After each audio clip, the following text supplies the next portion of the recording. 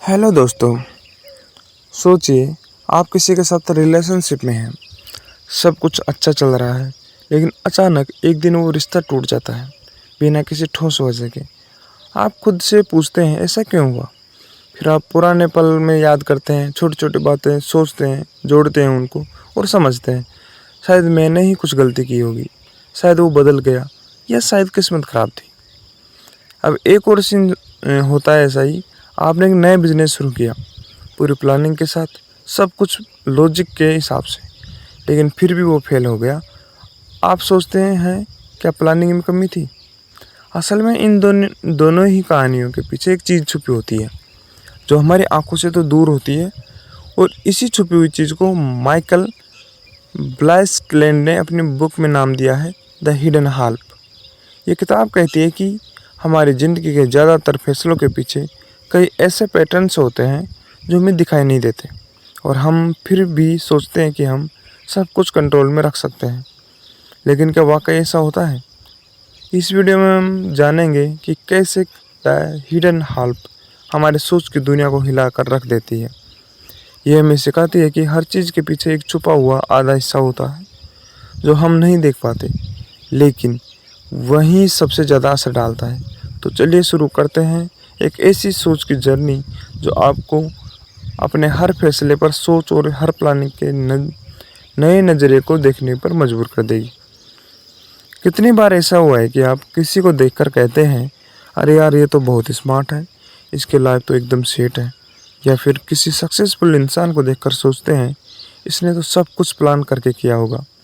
लेकिन सच्चाई ये है कि जो हमें दिखता है वो वह आधा हिस्सा होता है, बाकी आधा हिस्सा जो असली वजह होता है वो हमसे छुपा होता है। द हिडन हाल्प हमें बताती है कि हम इंसान अक्सर चीज़ों को ओवर सिंप्लीफाई करते हैं। यानी हम सोचते हैं कि अगर कोई चीज़ सफल हुई है तो उसका एक ही कारण है, मेहनत, स्मार्टनेस या किस्मत। लेकिन असल में दुनिया बहुत ही ज़्यादा कॉम्प्लेक्स है, और इस कॉम्प्लेक्सिटी के चलते बहुत से पैटर्न्स ऐसे होते हैं जो हमारे समझ से बाहर होते हैं। इस किताब में माइकल ब्लाइस्टलैंड कहते हैं कि चाहे वो साइंस हो, मेडिसिन हो, इकोनॉमिक्स हो या हमारी पर्सनल लाइफ, हर जगह एक हिडन हाल्प होता है।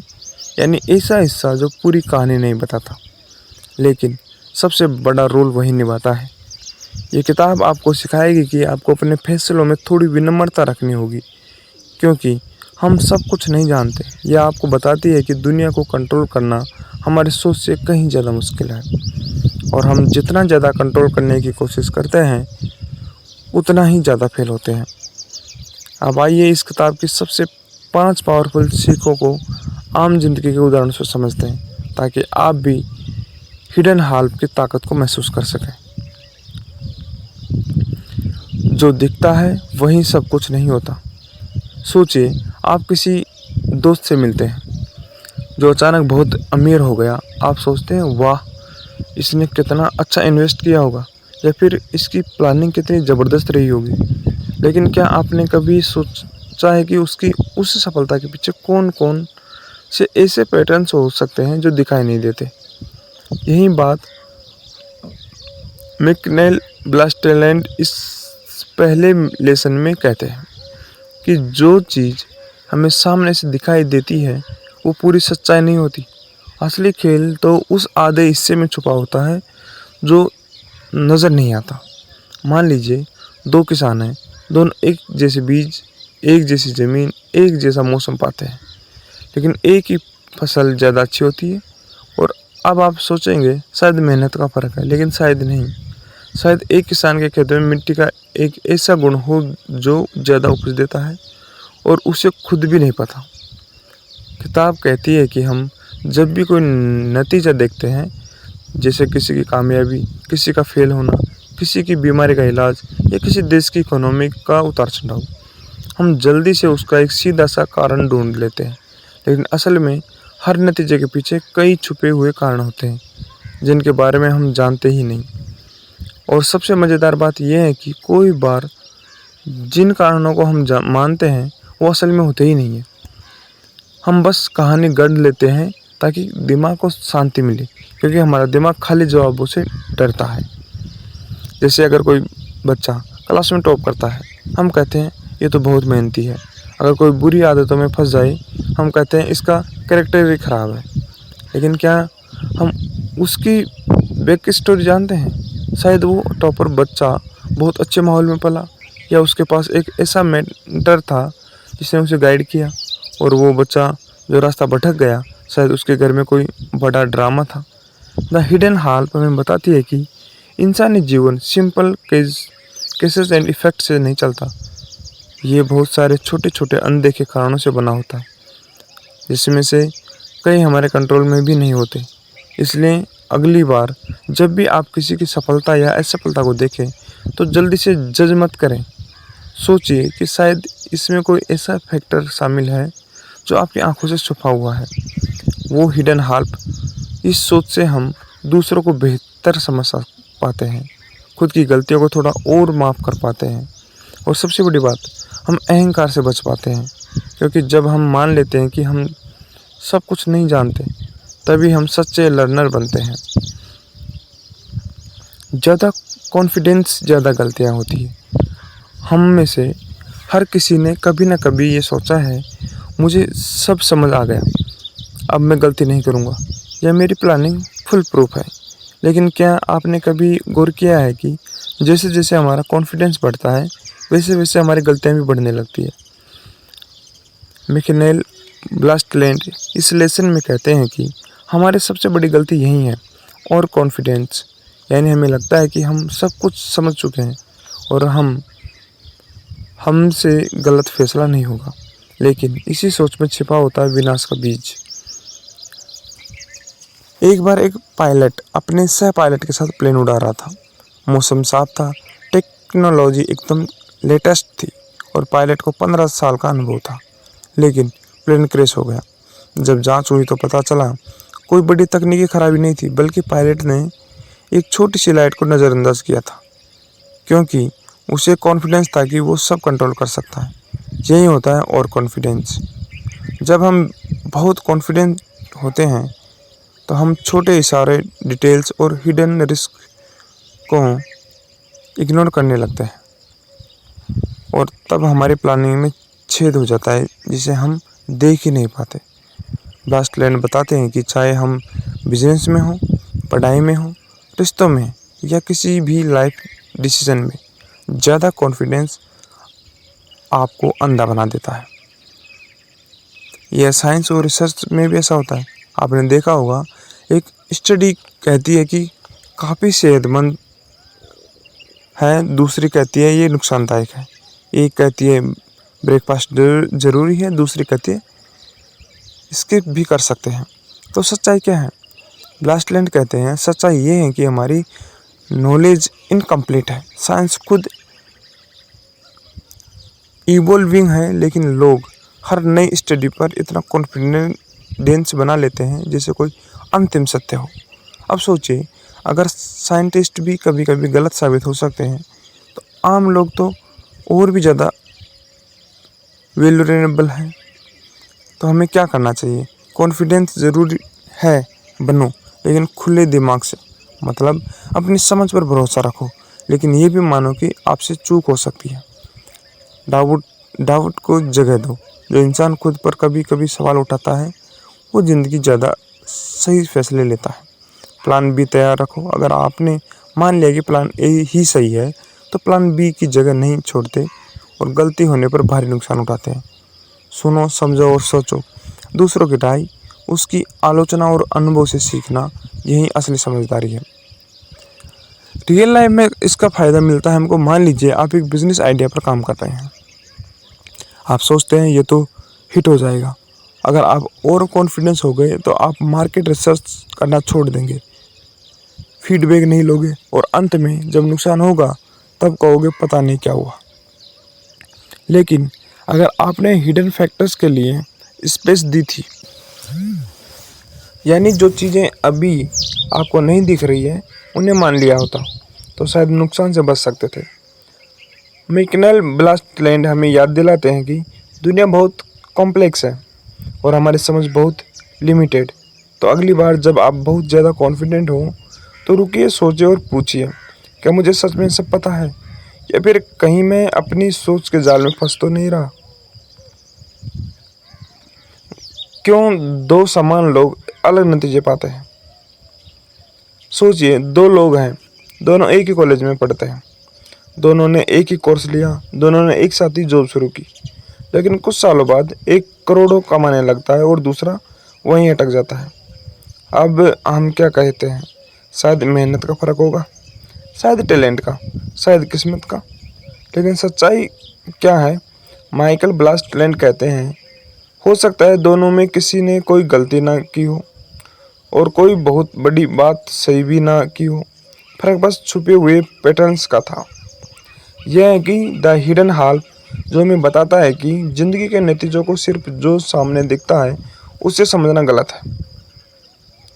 दो दोस्त ने एक साथ मान लो यूट्यूब चैनल शुरू किया।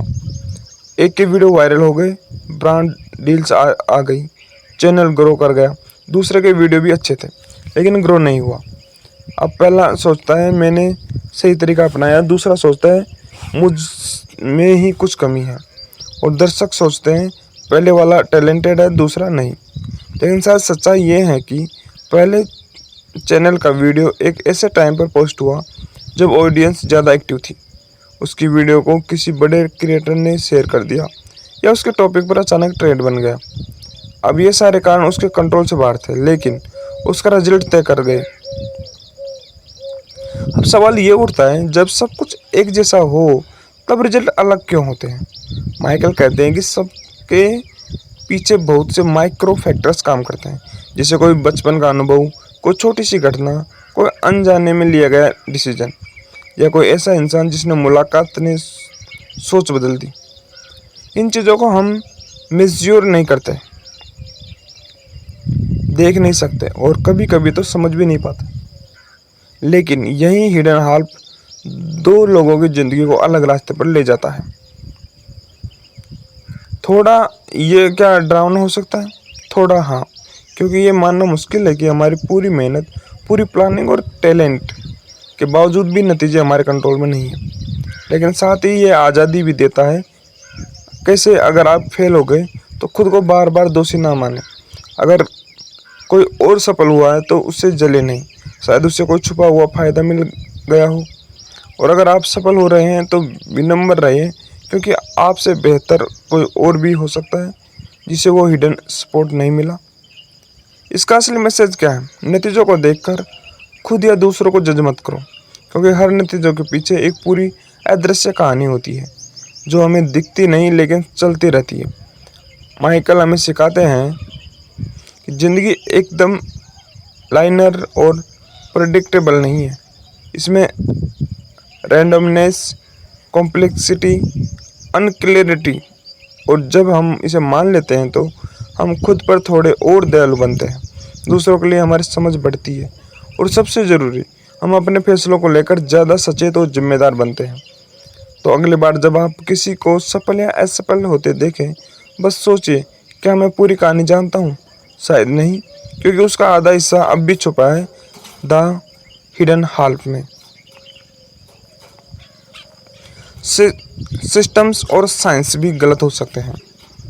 हम में से ज़्यादातर लोग सोचते हैं कि अगर कोई चीज़ साइंस से साबित हो गई है या किसी बड़े एक्सपर्ट्स ने कह दिया है तो फिर वो बात 100% सही होगी। सरकार ने कोई नीति बनाई है तो वो जनता के भले के लिए ही होगी। लेकिन मिखेल ब्लास्टलैंड कहते हैं, रुकिए, ये मान लेना भी एक बड़ी गलती है, क्योंकि हर सिस्टम, हर साइंस, हर पॉलिसी इंसानों द्वारा बनाई जाती है, और इंसान, जैसा कि हमने पिछले लेसन्स में सीखा, हमेशा पूरी सच्चाई नहीं देख सकता। हर इंसान, हर संस्था, हर एक्सपर्ट अपने नज़रिए से चीज़ों को देखता है, लेकिन उस नज़रिए के बारे में भी बहुत कुछ होता है जिसे वो शायद समझ ही नहीं पाता। यही है हिडन हाल्फ, जो सबसे ताकतवर दिमागों से भी छुपा रह जाता है। साइंस सबूत नहीं, भरोसा है। मान लीजिए कोई साइंटिस्ट कहता है कि ये दवाई 70% मरीजों पर असर करती है। अब हम सोचते हैं, वाह, ये तो बहुत पक्की बात है, लेकिन क्या आपने कभी सोचा है कि बाकी 30% पर क्यों नहीं? वो 70% कौन थे? क्या उनका बैकग्राउंड, उम्र, जीन्स और लाइफ स्टाइल अलग था? क्या वो ट्रायल सैंपल ठीक से लिया गया था? मिखेल बताते हैं कि बहुत सी रिसर्च स्टडीज में इतने सारे छुपे हुए वेरिएबल होते हैं जो हमें नहीं बताए जाते, और फिर भी जब उनके नतीजे सामने आते हैं तो हम मान लेते हैं कि ये फाइनल ट्रूथ है। उदाहरण के लिए कोविड के समय कई स्टडीज आई। एक कहती थी मास्क ज़रूरी है, दूसरी कहती थी मास्क से फ़र्क नहीं पड़ता, फिर डबल मास्किंग करो, फिर केवल N95 मास्क पहनो। तो सवाल ये नहीं कि कौन सही है था कौन नहीं, बल्कि सवाल ये है कि किसने कितनी चीज़ें अनदेखी कर दी। सिस्टम में भी बिल्ड स्पॉट होते हैं। अब बात करते हैं पॉलिसी और सरकार सिस्टम की। मान लीजिए सरकार कहती है हमने नई स्कीम शुरू करी है जिससे हर गरीब को सीधा पैसा मिलेगा। अब सुनने में तो बहुत अच्छा लगता है, लेकिन मिकेल पूछते हैं क्या आपने देखा है कि पैसा सही लोगों तक पहुंचा भी या नहीं? क्या जिन्हें ज़रूरत थी वो जानते भी हैं कि फॉर्म कैसे भरना है? क्या जिनके पास मोबाइल और बैंक नहीं है वो इस स्कीम में शामिल हो पाए? बहुत बार सरकारें या संस्थाएं एक साइज फिट्स ऑल प्लान बनाती है, लेकिन हकीकत में वो काम नहीं करता, क्योंकि हर इंसान की ज़रूरतें और हालात अलग होते हैं। और फिर हम कहते हैं पॉलिसी फेल हो गई। असल में पॉलिसी फेल नहीं हुई, बल्कि हिडन हाल को इग्नोर कर दिया गया। क्या हम साइंस या सिस्टम पर भरोसा करना बंद कर दें? इसका मतलब नहीं, बिल्कुल नहीं। मिकेल ब्लास्टलैंड ये नहीं कहते कि साइंस या सिस्टम बेकार है, वो बस ये कहते हैं कि ब्लाइंड ट्रूथ, अंधा भरोसा भी खतरनाक है। हमें ये समझना होगा कि हम रिपोर्ट के पीछे बहुत सी बातें छुपी होती हैं। हर एक्सपर्ट की राय पूरी नहीं होती, हर सिस्टम में कुछ ना कुछ छूट जाता है। इसलिए ज़रूरी है कि हम सवाल करें, डाउट करें और सोचें क्या इसमें कोई हिडन हेल्प हो सकता है। रियल लाइफ में इसका क्या मतलब होगा? अगर कोई मेडिकल स्टडी पढ़े तो आंख बंद करके ना पढ़ें, थोड़ा रिसर्च करें। अगर कोई पॉलिसी लागू हो तो सोचें क्या ये वाकई ज़मीन पर असर डालेगी। अगर कोई बड़ा एक्सपर्ट भी कुछ कहे तो उसमें भी ग्रे एरिया हो सकता है, कुछ और हिस्सा उसका हो सकता है, क्योंकि इंसानी सोच और नतीजों के बीच एक इनविजिबल वेल है और उसका नाम है द हिडन हाल। अब बारी है इनकी, हम खुद को नहीं समझ पाते और यही सबसे हिडन हाल है। कभी कभी हम खुद से ही पूछते हैं मैं ऐसा क्यों कर गया? क्यों मुझे बार बार गलत फैसले लेने की आदत है? क्यों मैं अपनी खुशी खुद ही बिगाड़ दे लेता हूँ?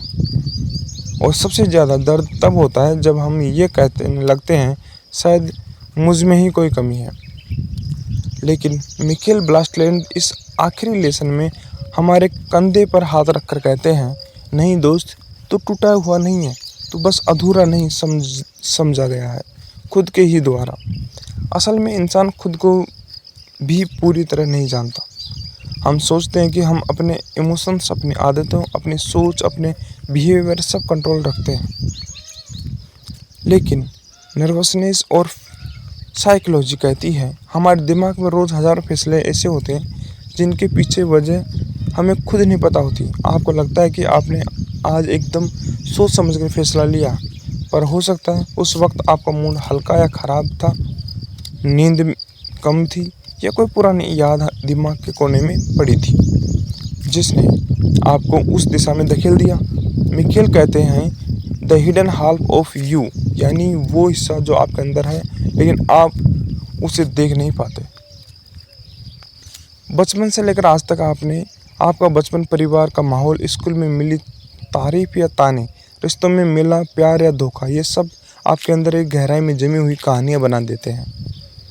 जब भी आप गुस्सा होते हैं, डरते हैं, डिसिजन डालते हैं तो खुद से नाराज़ होते हैं, हो सकता है वो इमोशन अभी ना हो बल्कि उस पुरानी दबी हुई कहानी का हिस्सा हो, और हम उस इमोशन को खुद की कमज़ोरी मान लेते हैं।